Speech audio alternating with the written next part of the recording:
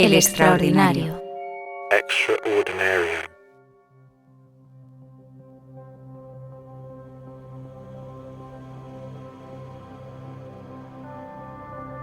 Hace muchos años leí La peste de Albert Camus. Eran tiempos en los que lo más contagioso que conocíamos era la gripe. Y entonces me pareció una buena novela. Y ya. Pero después de vivir la pandemia de la COVID-19, entiendo por qué La peste está considerada una obra maestra. En sus primeras páginas cuenta algo que solo ahora somos capaces de entender. Las plagas son una cosa común, pero es difícil creer en las plagas cuando las ve uno caer sobre su cabeza. Ha habido en el mundo tantas pestes como guerras, y sin embargo, pestes y guerras cogen a las gentes siempre desprevenidas. Primero nos pillan como a unos incautos, después nos cuesta aceptarlas, y algunos incluso las niegan. La plaga no está hecha a medida del humano, por lo tanto el humano se dice a sí mismo que la plaga es irreal. Es un mal sueño que tiene que pasar. Pero no siempre pasa, y de mal sueño son los humanos los que pasan. Hoy somos iguales que en aquel 1940 y tantos. Que pase ya, volvamos a la normalidad, como si aquí no hubiera ocurrido nada. Nuestros conciudadanos se olvidaban de ser modestos y continuaban haciendo negocios y planeando viajes. ¿Cómo hubieran podido pensar en la peste que suprime el porvenir y los desplazamientos? Se creían libres y nadie será libre mientras haya plagas.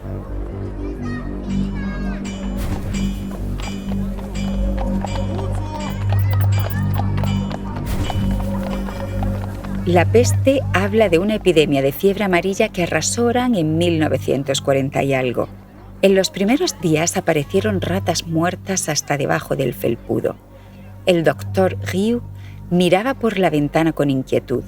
Había visto morir a los primeros enfermos de la peste y estaba descorazonado por lo que podía venir, porque sabía que aquello era solo el principio. Intentaba recordar todo lo que sabía de las plagas del pasado. Reflexionaba. Todo estaba pendiente de hilos, pero lo importante era hacer bien su trabajo. El doctor Ricardo Cubedo vivió ese primer momento de desconcierto cuando a principios de 2020 llegó la pandemia de la COVID-19. Cubedo es médico especialista en oncología y divulgador científico, y ahora, después de haber pasado un año tratando a los enfermos de COVID en el hospital, también se para a reflexionar. Y no está tan desmoralizado como el doctor Rieu en las primeras páginas de La peste, porque ya empieza a ver la puerta de salida. Para mí la segunda mitad de la pandemia aparece cuando aparecen las vacunas. Y con la vacuna tenemos el principio del final. Me parece a mí que es momento de empezar a reflexionar sobre cosas con un poquito los faros más de las luces largas, de largo alcance. Mirar la pandemia de la COVID-19 con perspectiva y compararla con otras epidemias. Y algo que a mí me ha dado por pensar desde el principio de la pandemia es todo lo que podía haber sido peor, porque ha sido muy malo, ha sido horroroso, está siendo fatal, pero muchas cosas podían haber sido peor.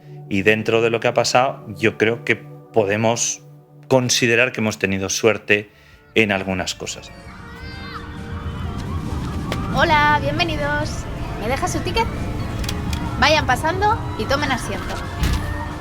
Enseguida comenzamos con los 10 escenarios en los que la pandemia podría haber sido peor. Vacunas. De los primeros intentos en el siglo XVIII a los grandes hitos de hoy. Un podcast de Ricardo Cubedo y Mar Abad.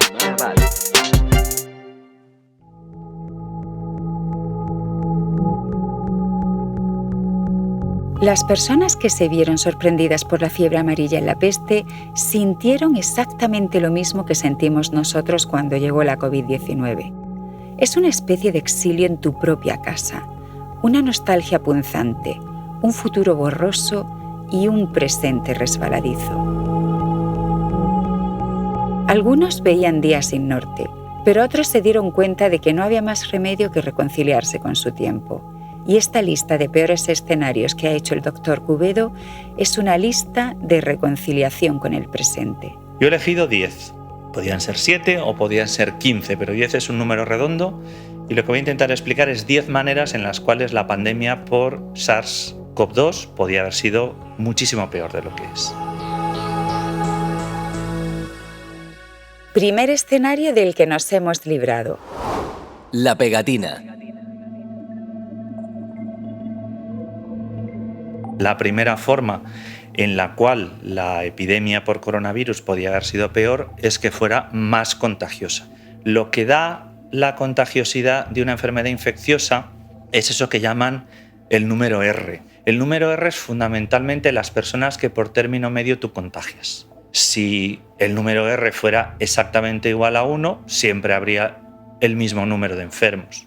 Si el número R es mayor de 1, cada vez hay más gente contagiada. Cuando conseguimos que la R baje de 1, empezamos a solucionar el problema.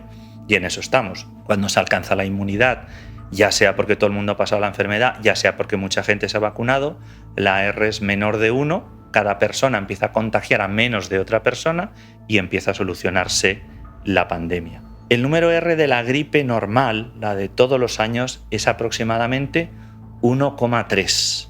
La de la gripe española era mayor, era de 1,4, 2,8. ¿Y cómo es el número R de la COVID-19? La R del coronavirus, sin tomar medidas, sin llevar mascarillas, sin practicar distancia social, sin lavarse las manos, es aproximadamente de 3. Es decir, calculamos que cada persona que contrae la enfermedad contagia por término medio a otras 3 personas. Pues bien, el sarampión tiene una R de 18. Es la enfermedad más contagiosa que conocemos. Es decir, 6 veces más que el coronavirus en su peor momento. El coronavirus es mucho más contagioso que la gripe, pero podía ser muchísimo más contagioso todavía. Si fuera tanto como el sarampión, estaríamos enfrentándonos a un problema 6 veces peor. Menos mal que la COVID-19 no es tan contagiosa como muchas otras enfermedades. Una persona con COVID puede contagiar una media de 3 personas más, pero la polio y la viruela contagiaban hasta 7. Segundo escenario que no nos habría gustado nada. El viaje.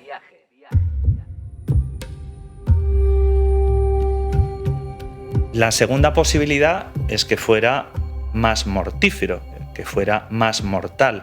La mortalidad por COVID, por SARS-CoV-2, depende muchísimo de muchas cosas, pero sobre todo de la edad.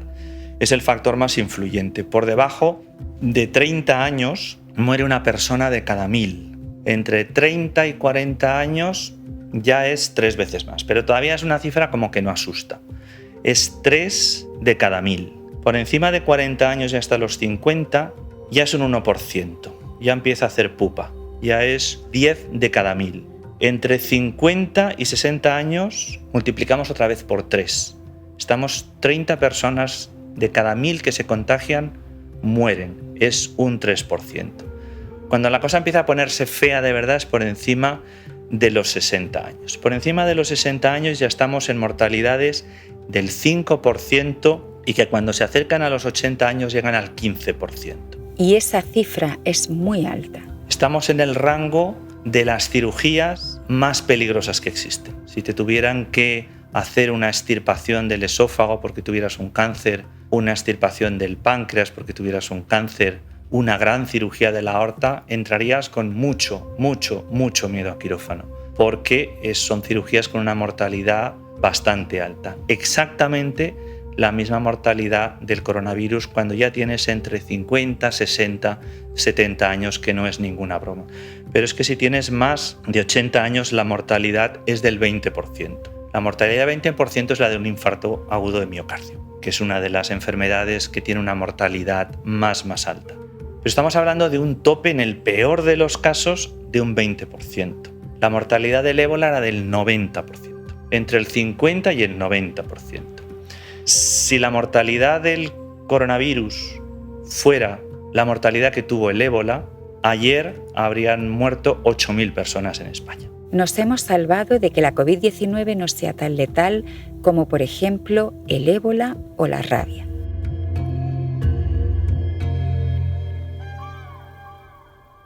Tercer escenario que no hubiera tenido ninguna gracia. El aire. La tercera cuestión en la que podía haber sido peor la epidemia por coronavirus es en cuanto a la transmisión. El coronavirus se transmite fundamentalmente por el aire y tienes que estar cerquita. Es decir, el coronavirus no va a cruzar volando la acera y te vas a contagiar porque alguien al otro lado de la avenida vaya respirando coronavirus. Tienes que estar próximo, tienes que estar en un lugar mal ventilado, tienes que estar en un lugar atestado. Aquí hay cierta escapatoria. Imaginad lo que sería si se transmitiera por el agua o se transmitiera por la comida.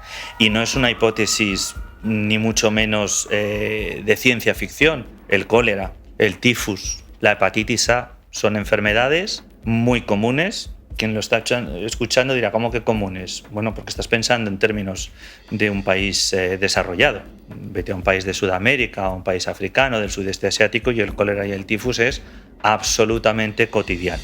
O la hepatitis A se transmiten por el agua. Imagínate que no tuvieras seguridad en el agua que bebes. Imagínate que no tuvieras seguridad en las verduras que comes. Esa es otra manera en la cual la paranoia del coronavirus nos podría afectar muchísimo más.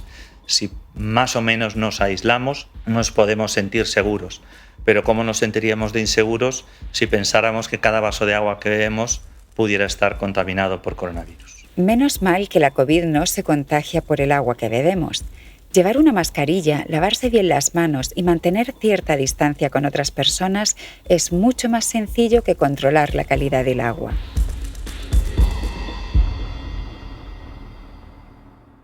Cuarto escenario mucho más chungo. Los mensajeros. Coronavirus solo vive en personas y solo se transmite de forma directa, por la respiración o todo lo más por un objeto muy cercano, una botella de vino que da la vuelta a una mesa, el pasamanos del metro, pero sigue siendo un contacto muy directo. Hay muchas enfermedades que se ocultan en algún lugar, generalmente en algún animal, y eso es a lo que llamamos un reservorio. Y se nos puede transmitir del animal directamente o a través de algo intermedio, que es lo que llamamos vector. Es lo que ocurre, por ejemplo, con la rabia. La rabia se transmite directamente, pero se esconde en los animales, en animales domésticos como los perros o en animales salvajes. Y la rabia solamente se ha controlado, de nuevo, creemos que está controlada porque lo vemos todo bajo el prisma de un país desarrollado, ni mucho menos la rabia está controlada en todo el mundo. Sigue oculta en un reservorio que son animales salvajes, como los zorros, por ejemplo, o en animales domésticos como los perros. Peor son todavía los que hay un vector intermedio que te lo puede transmitir. El ejemplo más característico es la peste. La peste, que es la enfermedad infecciosa que peores epidemias ha ocasionado, se ocultaba en las ratas, que era el reservorio, y se transmitía a través de las pulgas, que era el vector. Es relativamente fácil, con muchas comillas, vacunar de rabia a todos los perros. Es imposible controlar a todas las ratas. Es imposible controlar a todos los mosquitos. Y hay muchas enfermedades que se transmiten por mosquitos, por vectores de mosquitos, como la fiebre amarilla o una epidemia que aquí en Europa no nos suena mucho, pero que en América sí, el virus Zika, que dio lugar a una epidemia hace no muchos años y se transmitía por los mosquitos. Imaginemos qué sería si no pudiéramos controlar coronavirus porque se escondiera en los pájaros y pudiera transmitirse a través de las aerosoles de las heces de los pájaros a las personas. Sería algo muchísimo más difícil de controlar. Tenemos suerte de que la COVID-19 se transmita por las gotitas respiratorias que expulsamos cuando respiramos, hablamos, cantamos, tosemos o estornudamos. Habría sido mucho más difícil protegerse si las ratas o los mosquitos propagaran la enfermedad. En la peste lo contaban así. Si las estadísticas seguían subiendo, ninguna organización, por excelente que fuese, podría resistir. Los hombres acabarían por morir amontonados y por pudrirse en las calles.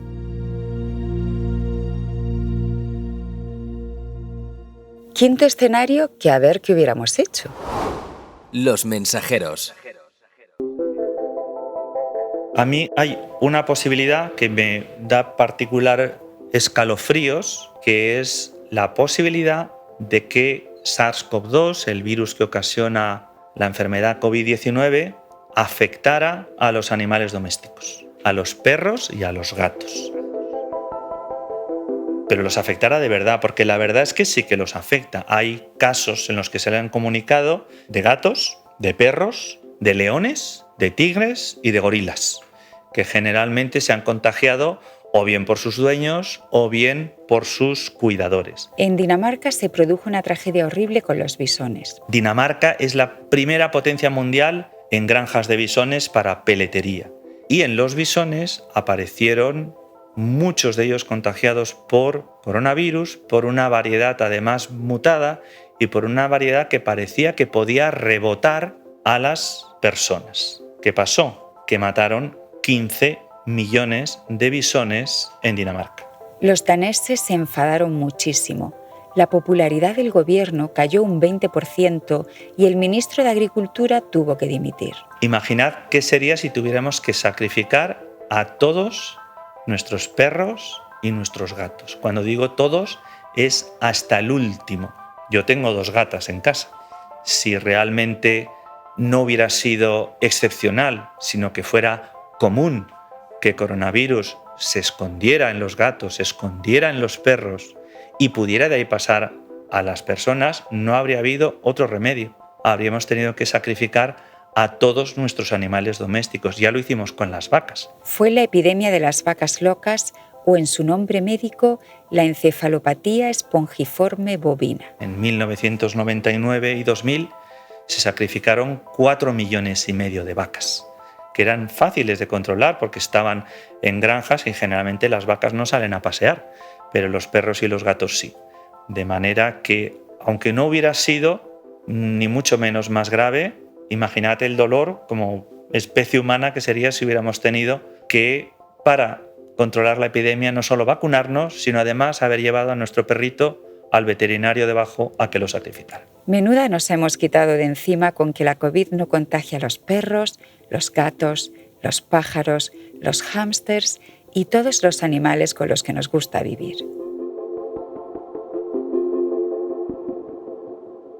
Sexto escenario de muchos más apuros. Las pintas que me llevas. El primer paso para protegerte de tu enemigo es reconocerlo por las pintas que lleva.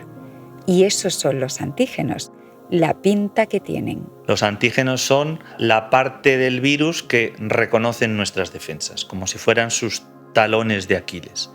Hemos tenido suerte de que el coronavirus tiene esas espinitas que se pintan en todas las infografías, que es la parte del virus que reconocen las defensas y es extraordinariamente estable. Es prácticamente siempre la misma. Hemos necesitado millones de personas contagiadas, quintitrillones de copias de virus dando la vuelta al mundo, un año para que empiecen a aparecer algunas variedades, la variante inglesa, la sudafricana, la brasileña, en las cuales esa proteína haya variado un poquito y empieza a ponernos alguna dificultad en cuanto a la vacunación y en cuanto a la inmunidad, pero no todos los gérmenes son así, ni muchísimo menos. Podía coronavirus perfectamente haber sido como la gripe, en la cual los antígenos cambian cada año y la vacuna de un año no nos sirve para la siguiente. Es parecida, a veces nos vale un poquito, a veces nos vale más, pero siempre tenemos que cambiar esa vacuna y la vacunación no nos sirve más que para un año y no tenemos la más mínima esperanza de erradicar la gripe jamás del planeta Tierra. Eso podía perfectamente haber sucedido con coronavirus. Si coronavirus hubiera mutado con mayor frecuencia sus antígenos, tendríamos que estar pensando no cómo lo erradicamos, sino cómo nos acostumbramos a convivir con él para siempre. Y hay una situación aún peor. Hay enfermedades cuyos antígenos de alguna manera son invisibles al sistema inmunitario, de manera que nuestras defensas no actúan contra ellos y de manera que es prácticamente imposible generar una vacuna, porque una vacuna no hace más que mimetizar nuestro sistema inmunitario natural Y si el sistema inmunitario natural no ve los antígenos del germen, no hay prácticamente esperanza de crear una vacuna. Y hay un ejemplo muy conocido por todo el mundo que es el SIDA. La primera vez que se habló del SIDA fue en junio de 1981, aunque todavía no tenía nombre. Hablaban de una extraña neumonía entre jóvenes homosexuales de California. De esto hace ya 40 años, 4 décadas. Y ahora alguien podría decir, hemos sido capaces de desarrollar una vacuna contra la COVID en menos de un año y no somos capaces de hacer una contra el SIDA. Pues no hemos sido capaces y la razón es que nuestro sistema inmunitario no reconoce al virus del SIDA. Perfectamente eso podía haber sucedido también con el coronavirus, de manera que ni tuviéramos vacuna, ni siquiera fuéramos inmunes a la enfermedad una vez hubiéramos tenido contacto con el microbio. Menos mal que el virus SARS-CoV-2 tiene esas protuberancias que le dan pinta de virus despelujado en vez de ir camuflado y que a nuestro sistema inmunitario le costara reconocerlo. Séptimo escenario de madre mía, qué complicación. La invasión. La séptima forma en la cual podría haber sido peor la pandemia hace referencia a cómo afecta el virus a nuestro cuerpo. Y el doctor Cubedo lo ve muy parecido a una invasión, como en las guerras, o las películas de conquistas, o los videojuegos, o el tablero del Risk. Si tú no fueras una persona, fueras un país, pues una forma muy clásica de invadirte es por mar, ¿no? Quieres invadir un país, buscas una playa más o menos desierta, que no esté vigilada, y desembarcas en la playa. Yo no he hecho la mili, pero estableces eso que los estrategas militares llaman una cabeza de playa. Señor, hemos llegado a la orilla. Establecemos punto de control. Estamos listos para avanzar. Pero no te quedas en la cabeza de playa, sino lo que intentas es lo más rápidamente posible buscar una carretera que lleve a la ciudad importante más cercana a esa playa. Y a partir de ahí ya puedes empezar a hacer mucho más daño. Tu playa para el virus es la garganta, es por donde llega el virus, el fondo de la garganta, ese sitio donde te meten el palito.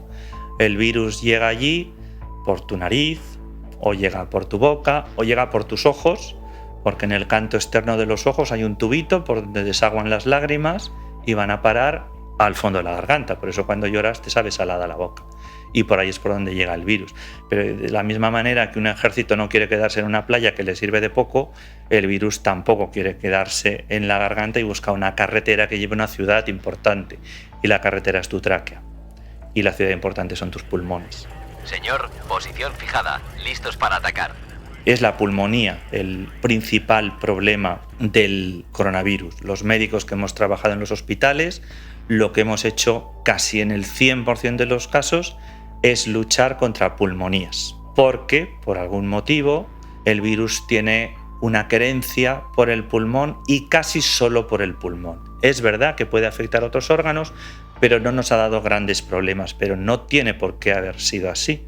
Perfectamente podía haber tenido 6 o 7 objetivos, podía haber dado meningitis, podía haber dado endocarditis infectando el interior del corazón, podía haber dado hepatitis con fallo hepático, podía haber dado nefritis obligándonos a hacer diálisis a todos los pacientes porque le hubieran fracasado los riñones, podían haber dado vasculitis afectando a los vasos sanguíneos con la consiguiente cuadro de hemorragias y trombosis.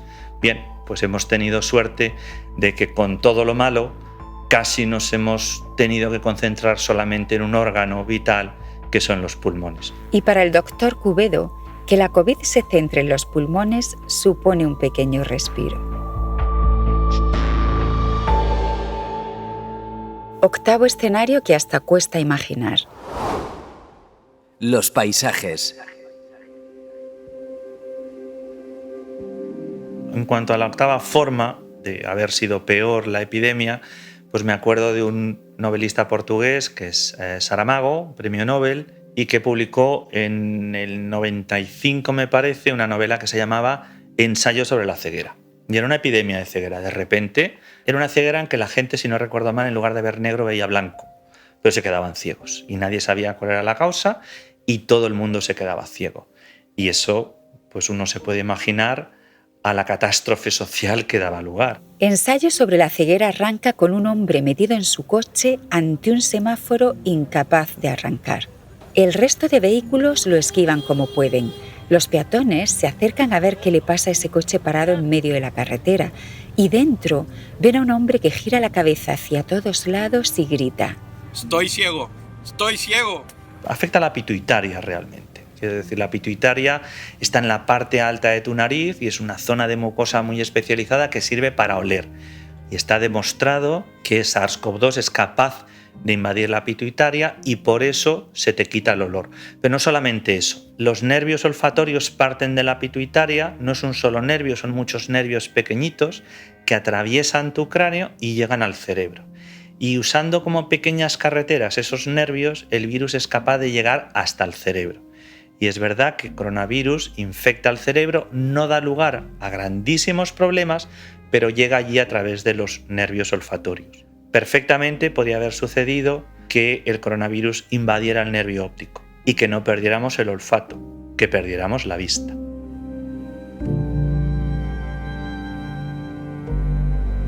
No estoy diciendo que nos quedáramos ciegos, estoy diciendo que perdiéramos la vista durante 15 días, un mes o 3 meses. Y de verdad que quisiera que hicierais el ejercicio de imaginarlo, de imaginar que vives con tu hijo, vives con tu pareja y que igual que tu pareja pues ha contraído el coronavirus y tosía y tenía fiebre y se quejaba de que no tenía olfato, que esa persona que convive contigo se hubiera quedado ciega durante 3 semanas. ¿Qué sería eso? O sea, no ya por la disrupción de la vida cotidiana, por el puro miedo.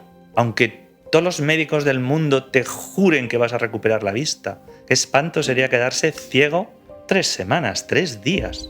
Y eso es una posibilidad que podía haber sucedido. Así que le agradecemos mucho al coronavirus que haya elegido el nervio olfatorio en lugar del nervio óptico. Desde luego, porque si ocurriera como en ensayo sobre la ceguera, iríamos cayendo uno tras otro en cegueras fulminantes.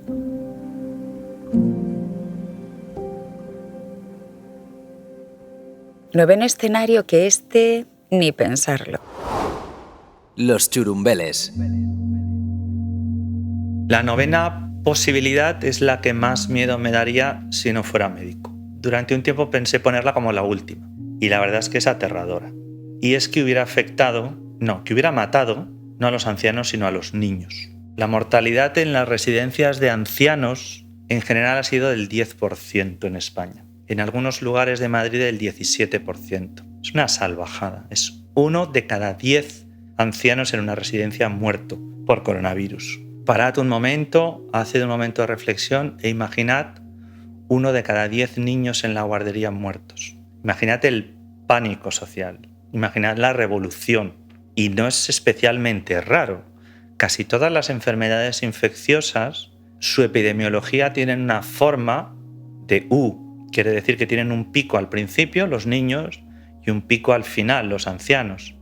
Lo cual es muy lógico, porque los niños todavía no han desarrollado un sistema inmune maduro, porque no han estado en contacto con suficientes gérmenes, y en los ancianos ya se ha debilitado con el paso del tiempo, igual que se les ha debilitado las uñas, las córneas o el corazón. También hay enfermedades infecciosas que se han cebado con los adultos jóvenes. La gripe de 1918 mató sobre todo a personas sanas entre 20 y 40 años. Hemos tenido muchísima suerte de que SARS-CoV-2 haya respetado a nuestros niños. Seguramente tiene que ver con el hecho de que algunas otras variedades de coronavirus forman parte de los catarros estacionales. Y probablemente, esto es hipótesis, esos catarros, esos mocos que han pasado los niños en todos los inviernos, les haya dejado cierto grado de inmunidad, cierto grado de protección frente al coronavirus, al SARS-CoV-2. Pero me da igual, quiero decir, la razón me da lo mismo, el agradecimiento es de que no ha pasado. Es un alivio que la COVID apenas ataque a los niños. Hay enfermedades más crueles, como la polio, que afecta sobre todo a los más pequeñitos, a los menores de 5 años. 10º escenario para soltar un suspiro de lo que nos hemos librado. La cordura.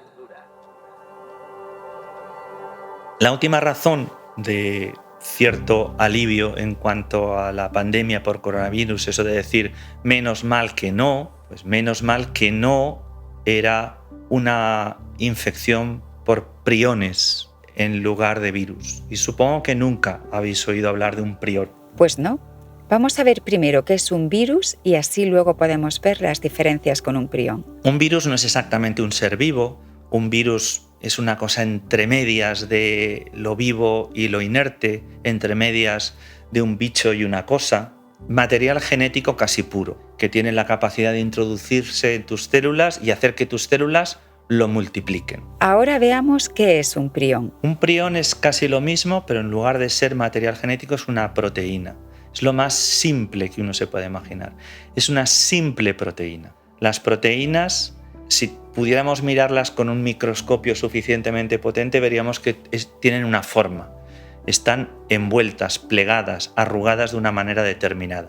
Y es esa forma en la que están plegadas la que les da su función peculiar. Los priones son proteínas mal plegadas. ¿Y qué consecuencias tiene que estén mal plegadas? Tienen dos propiedades espantosas. Una de ellas es que tienden a acumularse en grumos. Se van pegando unas a otras y generalmente se acumulan en el cerebro. Y esos grumos de proteínas impiden que nuestro cerebro funcione de forma correcta. A diferencia de los virus, los priones no se multiplican.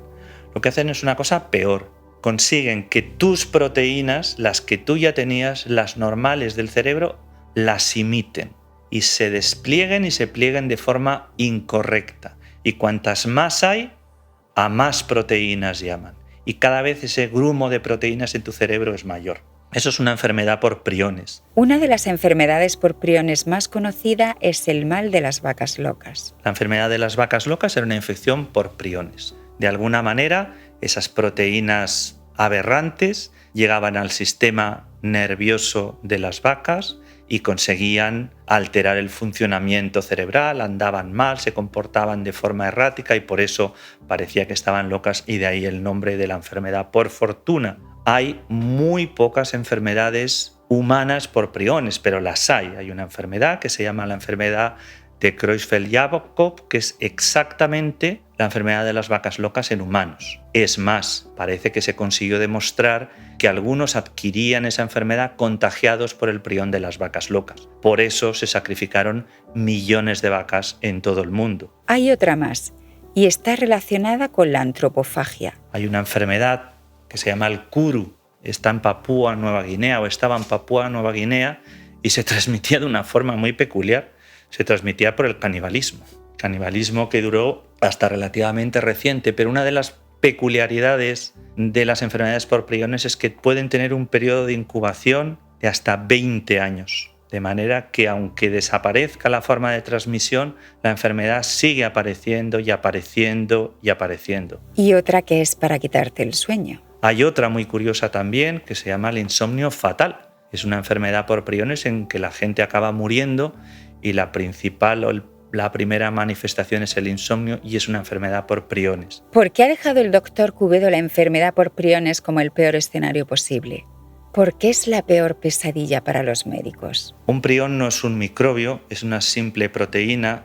El gel no te vale. Una proteína no desaparece con el gel hidroalcohólico. La mascarilla no te vale. Es suficientemente pequeño como para atravesar lo que sea. No hay vacuna, ni la puede haber, ni la habrá jamás, porque es una proteína en esencia exactamente igual a todas las proteínas de tu cuerpo. No hay tratamiento posible, el periodo de incubación puede ser durante años, pero tarde o temprano la enfermedad va a aparecer y es siempre, siempre, siempre mortal. Es siempre, siempre, siempre incurable. Si alguien tiene que imaginar una epidemia capaz de acabar con la raza humana, uno imaginaría una epidemia por priones. Visto así, de menuda nos hemos librado esta vez. Y ya tenemos los 10 escenarios de esta reflexión titulada «Podría ser peor». Lo que quería transmitir es la idea de que no es lo peor que nos podía haber pasado y sobre todo que no es lo peor que nos puede pasar en el futuro, porque con toda seguridad no va a ser la última epidemia, la última pandemia que suframos la especie humana. Y yo creo que es una ocasión extraordinaria para aprender, pensar la forma en la que todo podía haber sido peor. Creo que es un punto de partida bueno para empezar a prepararse para el futuro y empezar a crear una conciencia de un concepto nuevo que es el de la salud mundial, el de la salud global. Cuando uno piensa en salud mundial, enseguida yo creo que piensa en epidemias de cólera en África subsahariana y no se trata de eso. Es algo muy parecido al concepto de paz mundial. Todo el mundo creo que tiene claro que no haya guerras en ninguna parte del mundo nos beneficia a todos. Y creo que desde el mismo punto de vista, el que no haya enfermedades o el que haya las menos enfermedades posibles en ningún lugar del mundo nos beneficia a todos. Ese sería el concepto de salud mundial. Y a partir de ahora yo creo que debería de empezar a pensarse en la salud como un objetivo global, internacional, transversal de toda la humanidad, y quizá pensar en todo lo malo que podía haber sido nos puede ayudar un poquito. La novela La peste llega a una conclusión parecida. Los prisioneros de la peste se debatieron como pudieron, y algunos de ellos llegaron incluso a imaginar que seguían siendo libres, que podían escoger. Pero se podía decir que la peste lo había envuelto todo. Ya no había destinos individuales, sino una historia colectiva que era la peste, y unos sentimientos compartidos por todo el mundo. Cuando por fin desapareció la fiebre amarilla, el doctor Riou miraba por la ventana las celebraciones de la gente y pensaba algo que se aprende en las plagas. Hay en las personas más cosas dignas de admiración que de desprecio. El doctor escuchaba los gritos de alegría que subían por la ciudad y a la vez pensaba en lo que había leído en los libros, que los virus no desaparecen, que los bacilos pueden permanecer muchas décadas dormidos en los muebles, esperando en las alcobas, en las bodegas, y que puede llegar un día que otra peste despierta a las ratas y las mande a morir a cualquier lugar. Guerras y epidemias matan por igual, pero como dice el doctor Cubedo, es curioso que no olvidemos las guerras y olvidemos las epidemias. Quizá porque el bando ganador se encarga de perpetuarse en monumentos, aniversarios, arcos del triunfo. Y a los virus y las bacterias no las queremos ni nombrar, pero ahí están y volverán. Y la mejor noticia es que tenemos la ciencia, la medicina, los sanitarios y la colaboración de las personas para que no nos puedan hacer daño. Vacunas es un podcast del Extraordinario. Guión científico Ricardo Cubedo. Dirección editorial Mar Abad. Dirección creativa Marcus H. Diseño sonoro Andreu Quesada. Producción Nus Cuevas. Estrategia y difusión Marín Alonso Carriazo. Producción ejecutiva David Cantoya y Óscar Hormigos. El Extraordinario tiene sus Jackmen en colección solo. Ellos ponen la gasolina y les cambian las ruedas para que la máquina vuele.